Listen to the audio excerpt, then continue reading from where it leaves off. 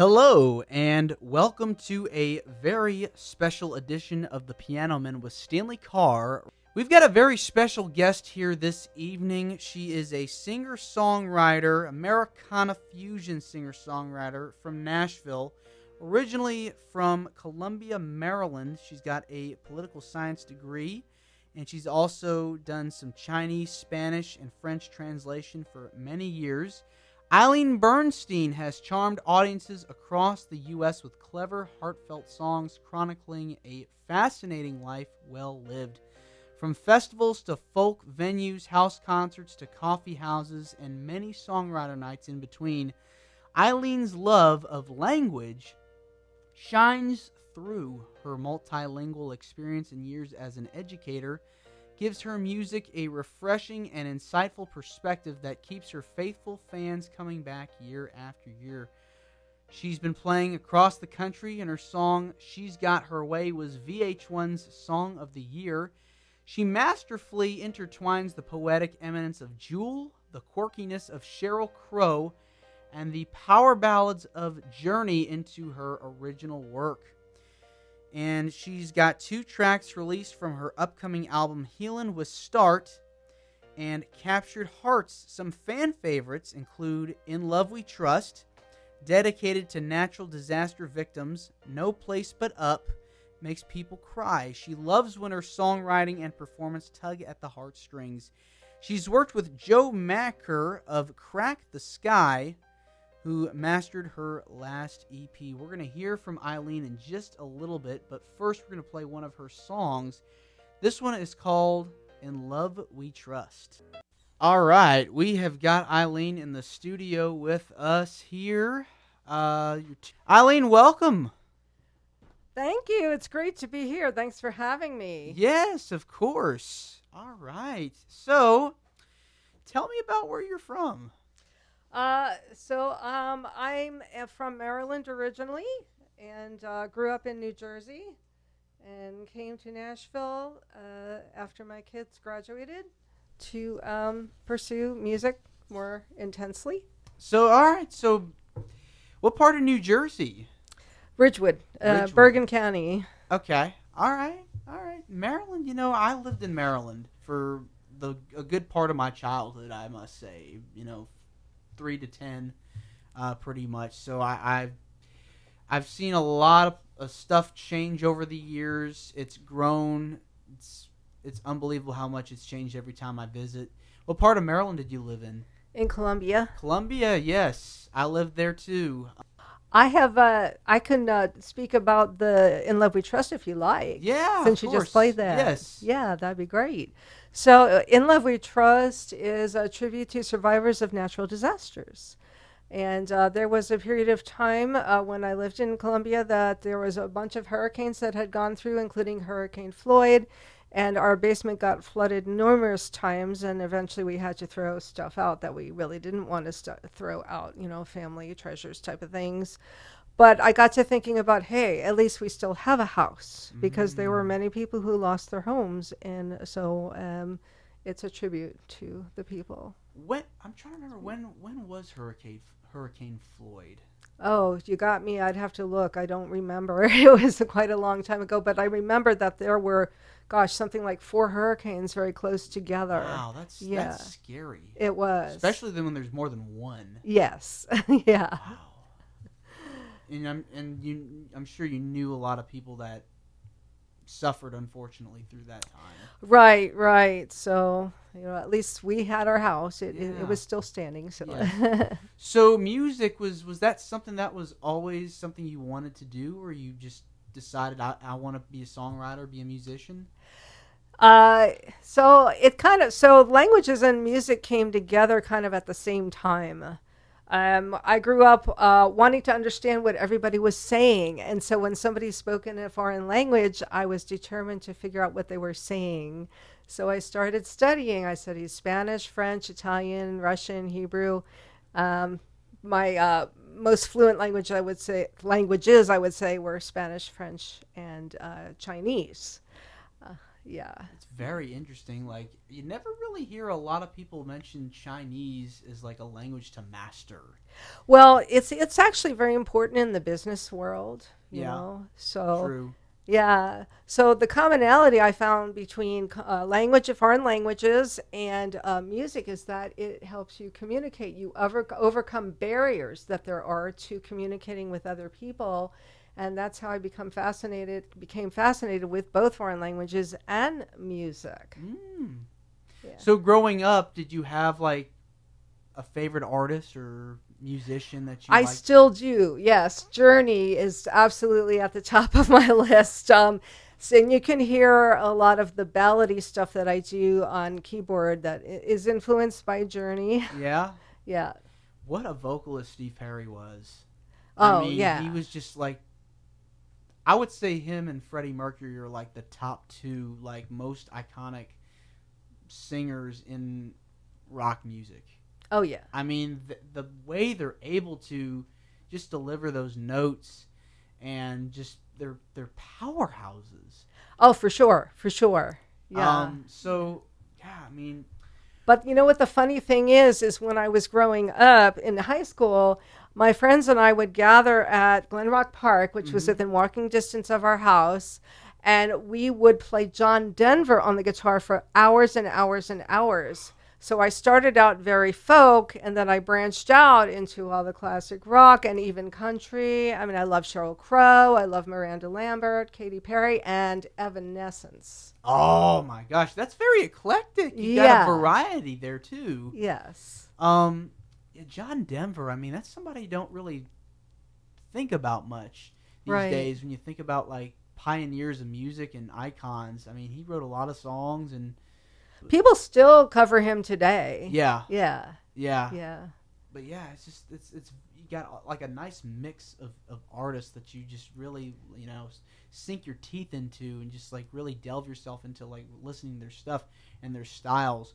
Was there a period of time where was there a point where you had mentioned you were doing like both the languages and the music? Yes. Was there like a point where you're like, I want to do the music full time? Like, Yeah, there was. So it's kind of funny because I remember this one time, and it can be very, very hectic. You know, how many musicians can actually afford to just do music, right? It's very tough. Exactly. But I was working for the Department of Justice, and there was one day where I wanted to get to this meeting on Capitol Hill because we were going to discuss royalties, which songwriters, feed their families on royalties, and a lot of people don't know that.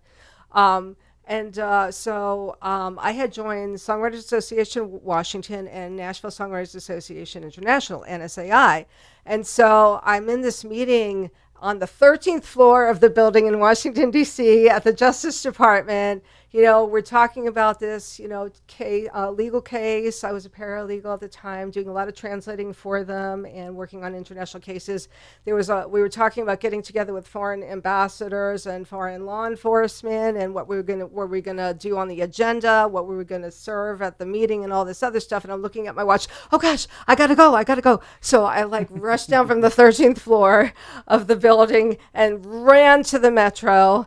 Had to change trains at Metro Center, rush up to Capitol Hill, and run into the Senate building. And there I met up with some amazing hit songwriters who were there for us all to speak out on behalf of protecting our way of living, our means of supporting ourselves, right? So we had Brett James, we had Jesse Alexander, and we had Lee Thomas Miller. And so we went around to senators' offices and we all spoke and they played some songs. I got to hear their hits in person. And then we all went to the Library of Congress and it was enjoyed this amazing concert. And then I had to jump back on the train and go back up to the 13th floor and do it all over again. All over again. I think that's pretty interesting how as an artist, you want to protect your content, your work, and so you really have to make as much of an effort as possible to make sure it is protected. And there's so many hoops that you have to jump through. It's like one after another. It's pretty challenging. It is. Yeah. And you also have to really want to share with your audience, that you have to really love it and have that passion. That's for sure. Mm-hmm. Yeah. So when you first started, do you remember like your first gig that you started Um, performing at? well, I actually, I did a lot of songwriter nights, with Mm. these organizations for years, and finally got into a festival. And I actually have a best gig and worst gig story that Yeah, I yeah, thought yeah. about. So my best gig was actually in Montego, Tennessee in 2020 or 2021. And I got to swap songs back and forth with Paul Ivy up on stage. Mm. He's pretty well known and Mm-hmm. just a lovely gentleman. And I remember because I think the act before us had canceled out, and I didn't realize that I was going to spend 2 or 3 hours up there with him. And I had plenty of material because, I've been writing my whole life. But I was like, oh my gosh, I would have brought my keyboard too. And that kept going through my head. And oh my God, I wish I had my keyboard. So it was so funny. But it turned out great because everyone was just really paying attention. They really listened to what you had to say musically. You could have heard a pin drop. They were really paying attention. And then afterwards, a couple I had been hanging out with who was on their honeymoon come up to the stage and they said, oh my God, I loved every single song that you sang. You are just wonderful. And of course, I have that in my heart to this day. Wow. I mean, those are pretty good stories. Yeah. You just Yeah. never know what can happen when you're at a gig and the people you meet and connect with. I mean, the sky's the limit, If you just keep Right. showing up and doing your thing and putting yourself out there, I mean, that's what it's all about. Absolutely. Yeah. Yeah. And that was at the Smokehouse Grill in Montego. Nice. Yeah. Okay. And then the worst gig was 2014. I played the Havre de Grace Seafood Festival, and I was in the community tent. And then Three Dog Night was the featured act. Wow. Well, I took my younger son along with me, and it's a good thing because they were so obsessed, like overly obsessed with security to the point where the acts who were playing, they made us park miles and miles away and carry our equipment back and forth from the car to get to where we were supposed to play. So I have not played there since and won't again, but Security. yeah, it was like I said, it was over the top because these were people, we were part of the act, we were one of the Gotcha. acts playing, but anyway, so that one was definitely my worst gig. We all have to start somewhere, and we all learn as we get older, as we just continue to do it, and it's trial by error, right? Right. Yeah. Yeah. So we'll take a little break here. Sure. We're gonna play the song called "Healin' Will Start." Can you tell me about this? Absolutely. So, what I hope to accomplish with my music, as I said, it's a form of communication. And what I really hope to accomplish is that people realize we all have the same emotions. We may feel them at different times, different emotions at different times, and hopefully help them discover that they do have life after heartbreak, that they can go on and they don't have to settle. They will find the right person. Great message. All right, we're going to play it. Healin' Will Start right here on The Piano Man. All right, we're back on The Piano Man. And I'm here talking with singer-songwriter Eileen Bernstein. And I kind of want to talk more about this pretty cool thing that you've got going on. You're studying music, studying songwriting, but you also really picked up on different languages, learning different languages right at the same time. Can you elaborate a little bit about that? How did it come so naturally? Well, is it on? Yes. Okay, sorry, because I hit a button by accident. No, you're fine. Good.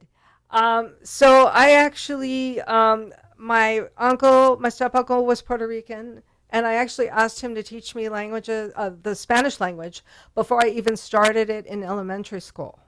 Wow. Yeah, and so I was already kind of doing some interpreting for friends of our family who were landlords, and they would ask me to help them out when they needed to explain something to their Spanish-speaking tenants.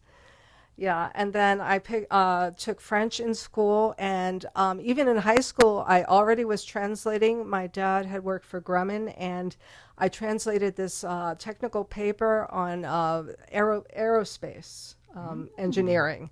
And I knew nothing about aerospace engineering, but the handy thing about having my dad being an engineer was I could say, I think this is what it means. What do you think? And he would check the paper afterwards, and he's like, yeah, your translation's right on, or you might want to tweak this. So that was fun. Did you have like a dictionary or several different dictionaries of like different languages to just look through? Like, what does this word mean? How do you say this? I actually used to like to do that. Yeah, definitely. I used to, even the English dictionary, sometimes I'd read through it just to look at interesting words for sure. Definitely. Was there like a funny word that just caught your eye like, oh man? I couldn't tell you off the top of my head. I just do know that I still love languages to this day. And I think it shows in my music because I'm really, really careful with my word choice. And they say that a song is 99% rewrite, and I believe it because I will just rewrite until I think it's done. Were you able to learn songs in different languages at a young age? I guess, yes, that was not a hard thing for me to do. I just seemed to have this knack for languages.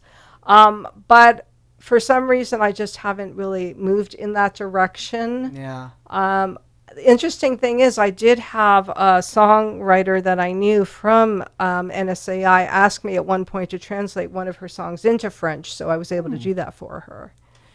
See, I remember in first grade, I believe we had like a concert, and then there was like one song that we had to sing in Spanish. Mm-hmm. I forgot how it went, but it was pretty interesting because you're learning something new and you're bringing something different, to the table, and so it's amazing to see like how far we've come, especially now. Like everything's so multicultural.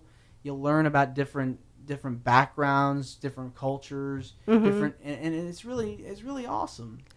Well, then another. I'm sorry. It's fascinating. It is fascinating. It is fascinating, and in fact, the name of the album that I'm working on now is "Love Out of Order," and it has two meanings to it.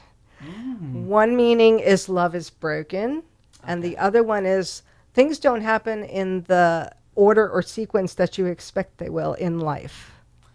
That's a very good valid point though, because it's all about fate. It's all about, taking chances. Mm-hmm. So, that's really good. Yeah. Nice. Yeah. And you've managed to manage both of these simultaneously. Right. It's interesting. Whenever I can, I will try to veer more towards music. I definitely decided I would say, like in the mid-2000s, that's what I really wanted to do. But fortunately was able to still work with languages, which was my other love as my day job, and also foreign policy, because I actually majored in Spanish and political science for my bachelor's, and then I got my master's in political science and with a concentration in foreign policy and international law, so more on the foreign policy side than the domestic politics side. But then I actually got into teaching myself, talk about, imparting knowledge and sharing love of language and overcoming obstacles to communicate. And what I ended up teaching eventually was songwriting. Yeah. And it was a wonderful experience for me. I was adjunct faculty up in Maryland at a college there, and the students just poured their hearts out in my class, and it was just so wonderful to see that. They just let their emotions out, and they told their most private stories in their writing. So I guess I was able to make them feel comfortable. I remember when I was about 10 years old, I went to it wasn't my first music. It was one of the many arts camps I attended growing up in Leapers Fork, called Kids on Stage. And one of the classes I took, every summer that I did the summer camp was songwriting. Mm-hmm. And they had like all these instructors. I'm talking about, you may have heard of Gene Cotton. Yes. Yeah. Walter Egan, Mm-hmm. Bonnie Bramlett. All these people were in the same room as I was, along with other kids, and we were learning the basics about writing songs Mm-hmm. and where to get ideas from, the use of a rhyming dictionary. Mm-hmm. And he would play us like he would use I'm sure you've heard the song "Walking in Memphis" by Yes, Mark yes. Cohn. Oh, yeah. He would use that song as like a really good example, a prime example of how a song should be structured. Mm-hmm. Mm-hmm. I mean, you had your verses, your choruses, your bridges, Yep. and the imagery. Imagery is so important because that's where the emotions come in. And I actually have been really fortunate also to do one-on-one coaching. Mm-hmm. So people actually can sign up for coaching with me if they'd like. Yeah. And all of my music is on eileenbernsteinmusic.com/listens-by, where they can actually hear a lot more of my songs if they'd like to. Yes. And it would be lovely if anyone hearing this enjoys hearing my music. If you would sign up for my email list, then you can find out more about me and my music and my background, and most of all, be alerted to when my next gigs are, where they are, Yes. and get an e-newsletter. Yes. So.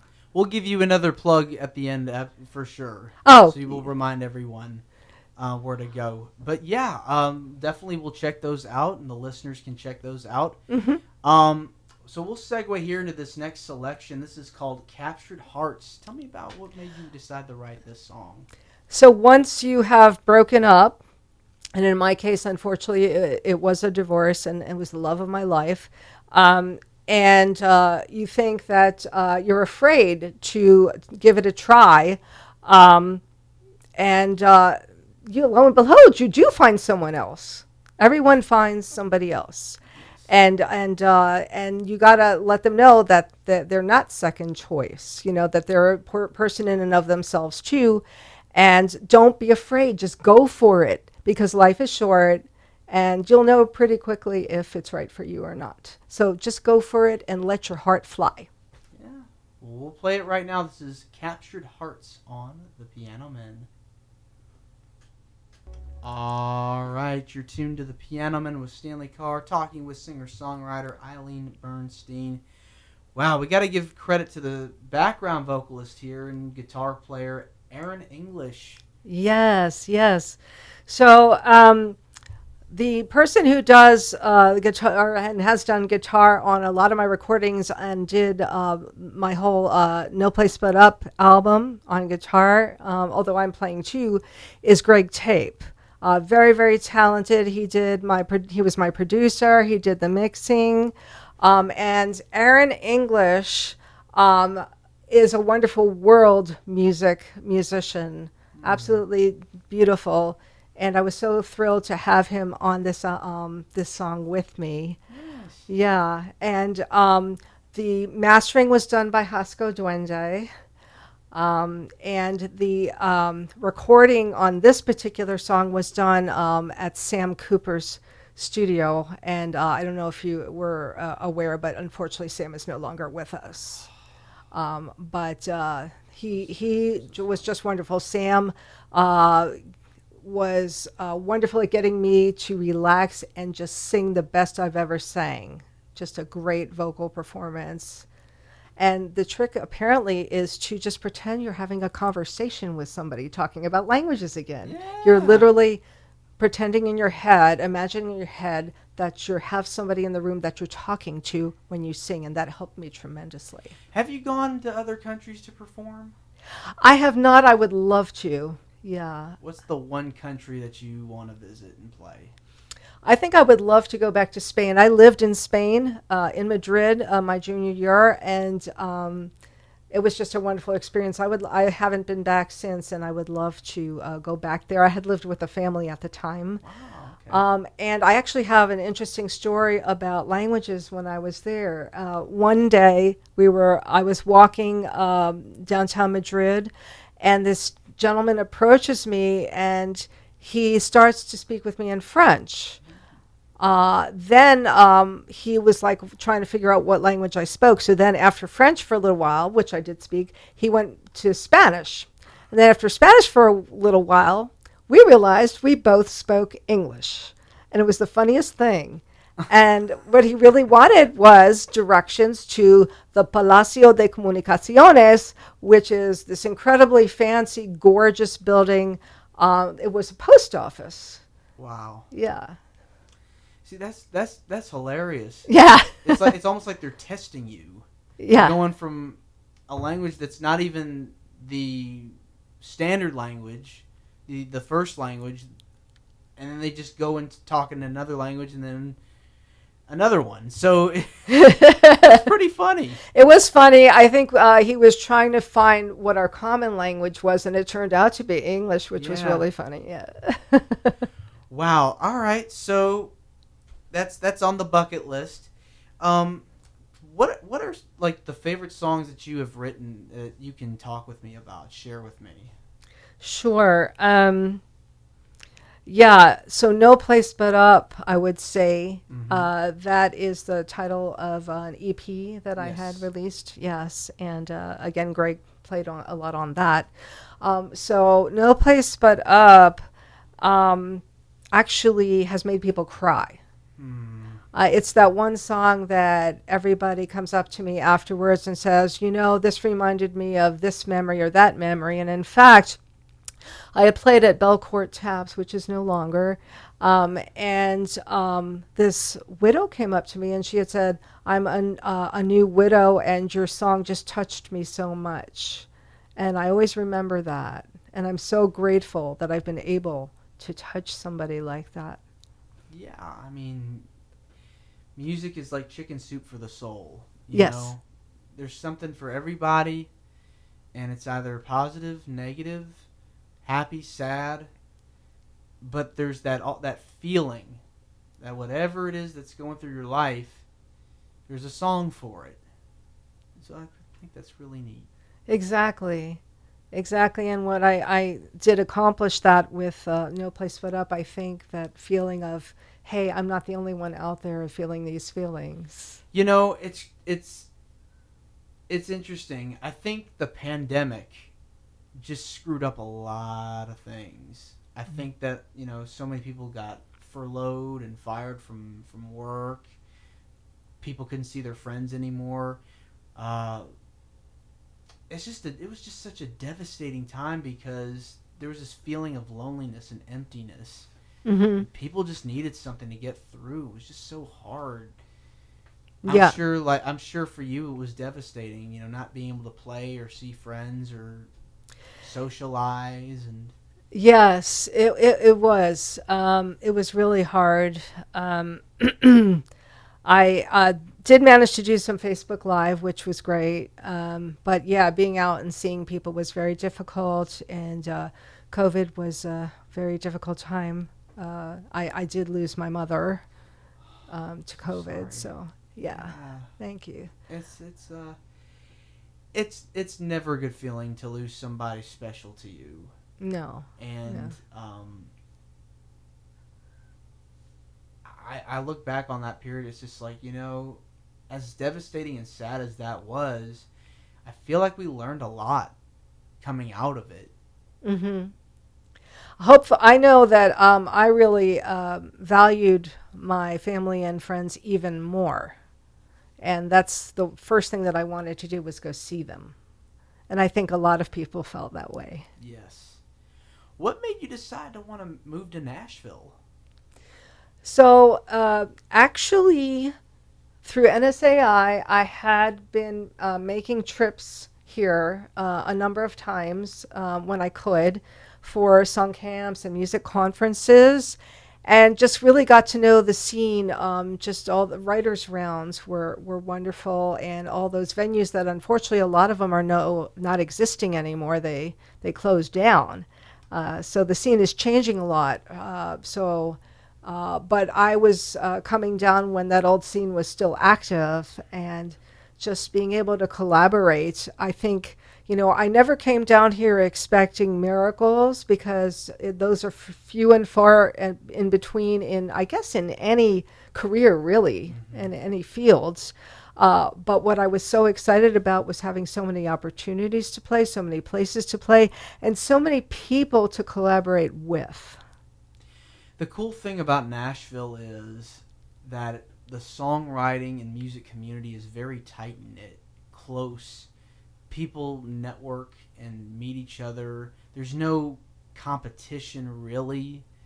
There's no, like, competitive... Like, I'm sure there's a healthy competition, but it's not like they want to root for each other.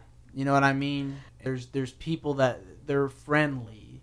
They want to help you. They want to take the time to maybe pick your brain about something, or maybe you can help them with something, Well, there's definitely many opportunities to find mentors here, for sure, or become a mentor if you also so choose. Yes. Yeah. I mean, you have New York and Los Angeles. Those are another two great music hubs. But, New York is very... I guess they're both very commercial. LA's more the pop. New York's more like the grunge, or the more artsy fartsy kind of thing. I guess I could call it that. But Nashville's very, country based. Well, it's funny you should say that, because I feel like the lines have blended between genres so much so that Nashville is not necessarily only country anymore. I mean, it's become, there's pop and lots of different genres. Yeah, you can find, grunge or just about anything here. There's a scene for it. And what's so nice is that you can find your niche and where you feel comfortable here. Whereas, yes, if you go someplace like LA or New York, it tends to be more genre focused in one area, I would say. But Nashville is a wonderful blend. Yeah, I like the way you put it. It's a little bit of everything. And I think more people are moving down here like daily, like every day. It's nuts. I mean, traffic is picked up. And actually, I feel like people who listen to my music can, and there I go saying the listener, that's my linguist hat on there, but I will try to be more, relaxed and everyday like, which I am usually. Taking off the linguist hat, I think if people hear my songs, they will hear a lot of blends of different genres in them. And in fact, one track that's on the No Place But Up EP was heavily influenced by Evanescence. It's a piano heavy track. Yeah. And it was called Endless Night. Ah. Right. Yeah. Well, I think it's really amazing to have, like we talked about, like eclectic tastes, a variety of different tastes. I'm trying to think. You had mentioned your indie label and publishing company, Pekin Valley Music. Tell me about how that started up. So I actually, I started my publishing company when I joined ASCAP, and that was way back in 2008. And I wanted to come up with a name that showed the journey, that represented the journey that we were all on. Basically, life's ups and downs, the peaks being the ups and the valleys being the downs. And I happen to absolutely love mountains. If I had to choose between living near the mountains and living near a beach, I would always pick the mountains. So I felt that Pekin Valley really represents that. And I always feel like I'm taking the people who are so sweet as to, listen to my music and take time out of their day to share what I share with them. That it is all about ups and downs. And it's unique too. Like the title of it, Peaks and Valleys. I mean, it really is. It means something. When you think about it, it's like, wow. It's like, it's true. Just goes up and down, like you said. Right, and there's a song for every part of life and every emotion. Yeah. All right, so where do you see yourself heading with the album, and where do you see yourself going in the next few years, like music-wise? Hmm. Well, I hope to finish up the new album in the fall or winter, and I have a lot of songs that I hadn't had the opportunity to record before that will finally be able to do that. And I would like to get into sync as well, so I'm trying to get my songs into film and TV as well. Oh, nice. Yeah, I mean, film scoring is huge. Hmm. There's a big market for it. And I also think that, you know,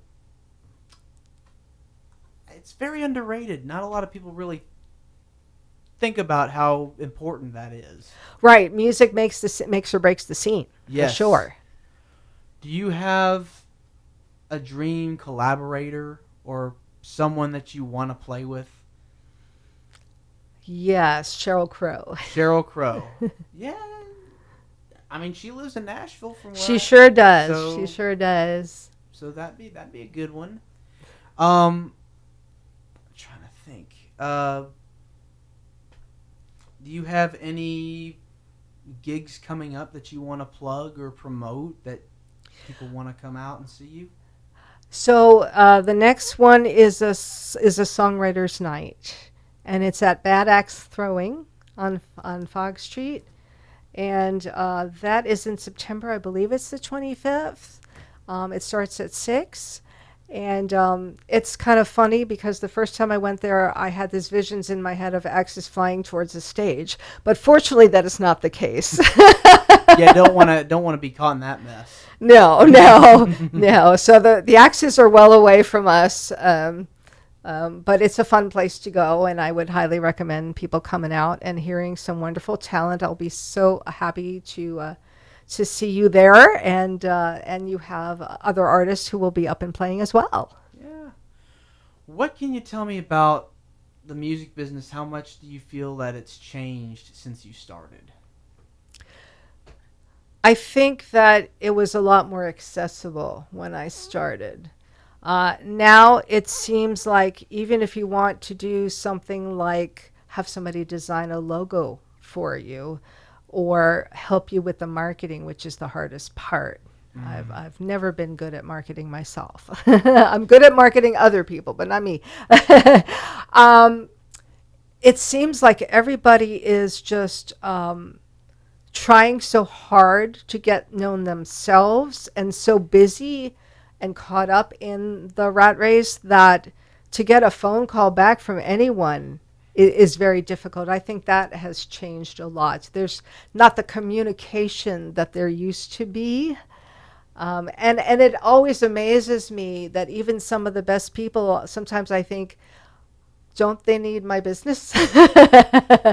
Why aren't they returning my call? I'm willing to pay them. Yes. The thing is technology has a role to play in that too. As we've kind of seen with the internet and social media, you've got like an application out for anything. If you want to do music videos, you've got iMovie or Adobe Premiere to edit. If you want to use Pro Tools to edit a song, there's Pro Tools. There's all kinds of stuff. You could use GarageBand. You could use your phone. Actually, so these albums that I've done in the past were, The Wind Is Gone, the very first one, and that's in Love We Trust is on that one. That was actually recorded at Garrick Alden's studio in Laurel, Maryland. He used to live in Nashville. But No Place But Up and the upcoming songs were done on Studio One at home. And Greg Tape, who, as I said, has accompanied me a lot, he is very skilled at that, and he's been doing a lot of the recording for me. Right at home. We can do it at home. Yeah, I mean, like recording in your own bedroom. You can. With a computer. It's amazing. And you wouldn't even tell the difference. Right. Yeah, I mean, it's crazy with all this technology, with social media too, the marketing aspects of it. I mean, it's gonna continue to evolve into something else. All right, so for people that really want to get involved in music, what pieces of advice do you have that you want to say to people, like, if they want to do this for a living? I guess it depends on what direction they want to go. I can definitely advise them on the songwriting end of it. I would say keep a journal. Write about your life every day, because everybody has something fascinating about their life and something they can teach other people. You are an important individual. Every person is important. You are worthy. Don't ever think that it's not worth it and you have nothing to say. You have something worthwhile to contribute and to say. Yes, and it's all about experiences, and it's not just about one subject. I mean, yes, you could write about love and heartbreak, but you also have songs you could talk about things that are going on in the world. You know, it's funny you should say that too, because I actually do have this song called Crossing Bridges that I had submitted to the Tiny Desk contest when we were all on lockdown at home. Yeah. And it actually kind of treats that. And the basic message is, no matter how different we are in our beliefs, we should still reach out over that bridge and keep our relationships up, because it's all about being human. Politics should not be the determining factor. Your compassion for somebody else should be the determining factor. Absolutely. And that's the only kind of preachy song that I've ever written. You know what? Sometimes you have to get out there and say something, especially in this period of time that we're living in. We're coming up on another election. Yes. And not to get in too deep into it, but it's very heated. Yeah. Yeah, I am definitely seriously considering putting Crossing Bridges on my next album, because I think it's pretty timely. Mm-hmm. Yeah. And it's on YouTube if anyone wants to listen to it. Yeah. Yes. All right. And then also, too, the other thing we need to talk about as far as, like, the music business and people really understanding it is the management side. Having an agent, having somebody work with them and get them to where they need to go, because it's a very, very hard business. Well, that's the interesting thing I had learned about for myself, is that even if you want to hire a manager, there's a lot of legwork you have to do ahead of time.